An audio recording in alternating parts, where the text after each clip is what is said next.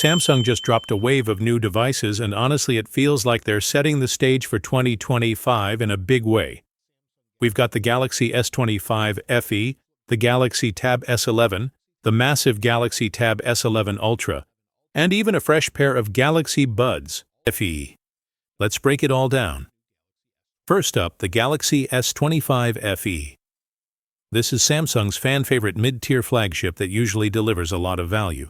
And this year it's starting at $649.99. It comes in 4 colors: navy, jet black, white, and icy blue. I've got to say, that navy blue is stunning, but all 4 look premium and sleek. The display?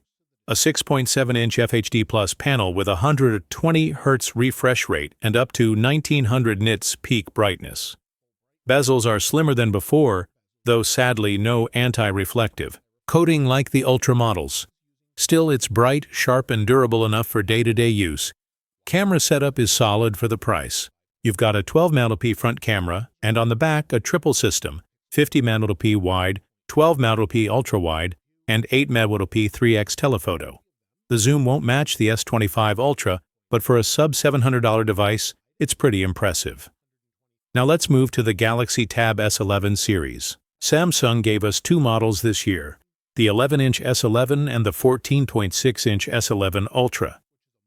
Pricing starts at $799.999 for the S11 and $1,199.99 for the Ultra.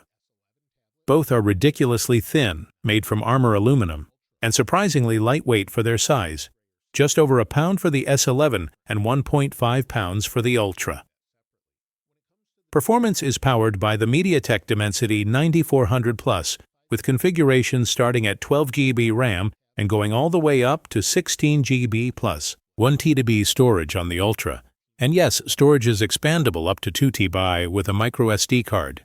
Battery sizes are generous too, 8400 mAh on the S11 and 11SE 600 mAh on the Ultra, both supporting 45W fast charging. Cameras are pretty standard for tablets.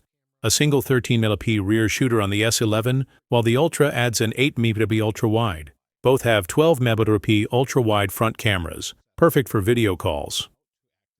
Would you go for the compact S11, the massive S11 Ultra, or stick with the S25 FE as your daily driver?